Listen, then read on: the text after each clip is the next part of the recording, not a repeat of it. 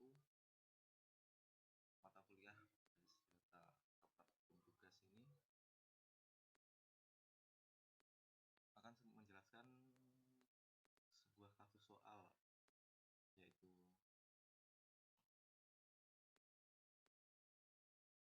pada sebuah perguruan tinggi mahasiswa akan mengambil mata kuliah yang ditawarkan. Setiap dapat mahasiswa minimal satu, namun dapat mengambil mata kuliah dalam semester. Setiap kuliah hanya bisa diajarkan oleh satu orang dosen, dan setiap dosen dapat mengampu atau mengajar minimal satu mata kuliah. Menjadi soal atau tugasnya adalah membuat entity relationship diagram atau ERD dengan tahapan atau langkah yang sesuai dengan panduan buku MSIM 4206 atau di dalam e-learning. Jadi untuk menjawab kasus soal pada praktikum tugas ini adalah ada beberapa tahapan atau langkah yang ada di panduan buku basis data UT ini.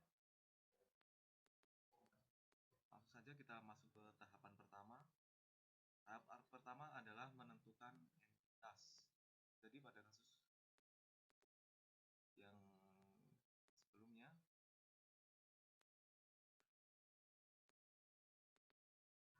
ada beberapa entitas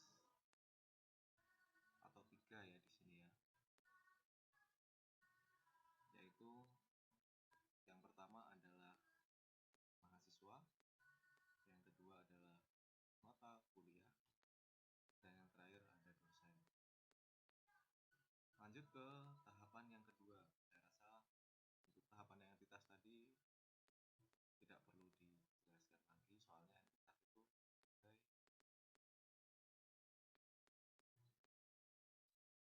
subjek ibaratnya.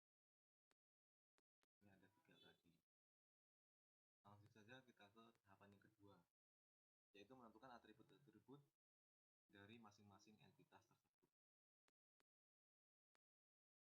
Yang pertama, entitas mahasiswa memiliki atribut NIM dan primary key. NIM dan nama mahasiswa.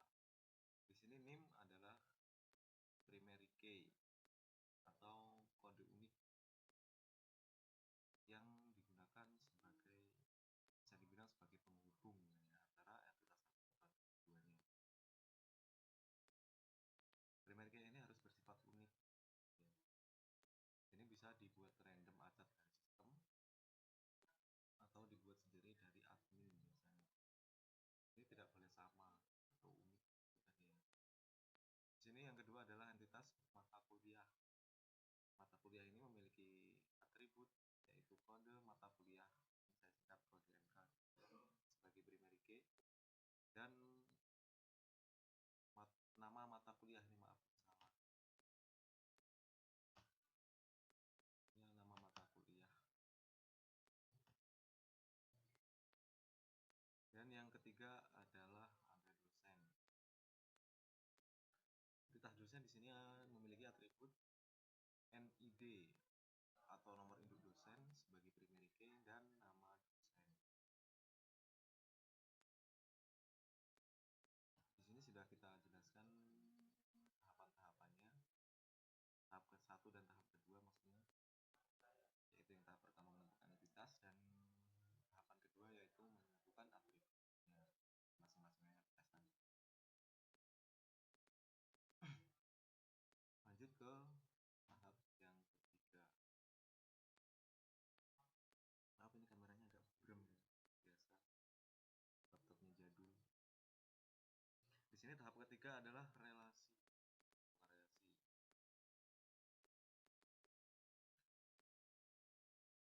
Penambahan derajat kardinalitas. Dalam penambahan derajat kardinalitas, Anda harus memahami kasus antar entitas. Jadi entitasnya harus dipahami kardinalitasnya atau relasinya. Apakah entitas tersebut memiliki relasi 1 ke 1 satu ke banyak, atau ini satu ini, atau banyak ke banyak. Untuk mendeteksi derajat kardinalitas, perhatikan ringkasan tersebut dari kasus sebagai berikut. Banyak mahasiswa meregistrasi banyak mata kuliah. Seperti yang di soal tadi kan, mahasiswa bisa meregistrasi minimal satu mata kuliah dan bisa banyak mata kuliah. Sedangkan banyak dosen mengajar hanya minimal satu mata kuliah.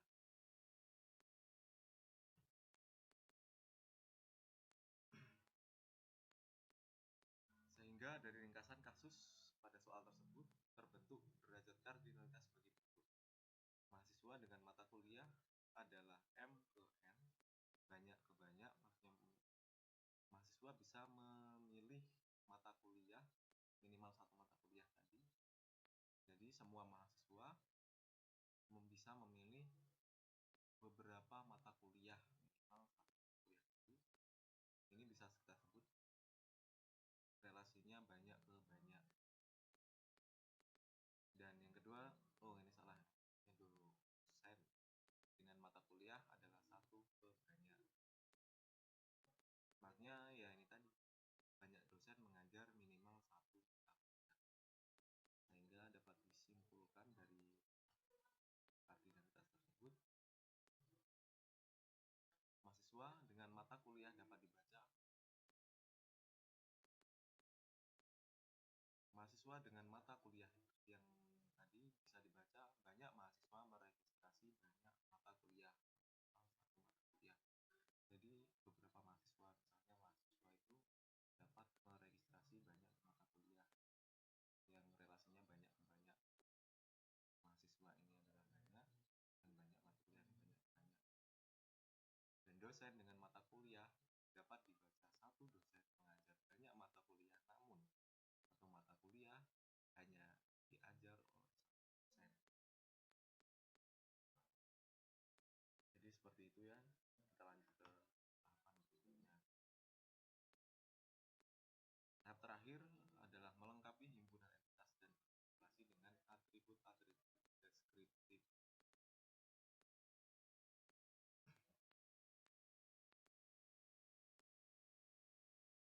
Melengkapi himpunan entitas dan himpunan relasi dengan atribut deskriptif atau non-key. Anda bisa lihat tadi relasi yang banyak ke itu antara mahasiswa dengan mata kuliah. Jadi banyak mahasiswa dengan banyak mata kuliah. Jika relasi dari setiap entitas memiliki nilai banyak ke banyak, maka relasi tersebut berubah menjadi sebuah entitas dan atributnya adalah primary key dari entitas yang tersebut yang terhubung. Maka RLD dapat disempurnakan dengan hasilnya sebagai berikut. Jadi dengan kasus yang tadi, maka relasi tersebut berubah menjadi sebuah entitas. Dan di sini kan sebelumnya kan ada 3 entitas. Nah, di sini berhubung tadi untuk menentukan relasinya, jadi berubah menjadi menambahkan satu entitas. Dan atributnya adalah primary key dari setiap entitas yang terhubung. Jadi antara entitas, untuk menghubungkan entitas satu ke entitas yang kedua tadi, harus ada entitas kembali. Dapat menambahkan entitas kembali di sini. Jangan atributnya nanti bisa diambil dari primary key dari entitas yang dua tadi.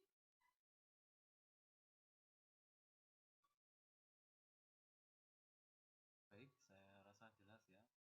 Jadi maka relasi tersebut berubah menjadi sebuah entitas dan atributnya adalah primary key dari setiap entitas yang terhubung.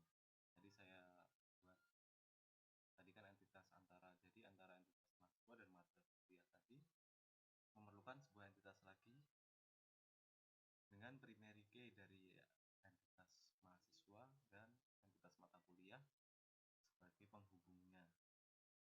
Dan maka RLD dapat disempurnakan dan kita hasilnya.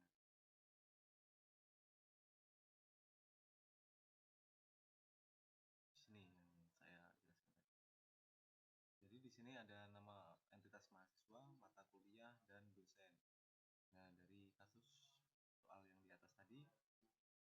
ada 3 entitas ini yang memiliki atribut NIM sebagai primary key dengan nama mahasiswa, dan mata kuliah. Dan entitas mata kuliah dengan kode mata kuliah sebagai primary key dan nama mata kuliah, dan entitas mengajar dari entitas dosen dengan atribut NID atau nomor induk dosen dan nama dosen. Dan ini sebagai primary key.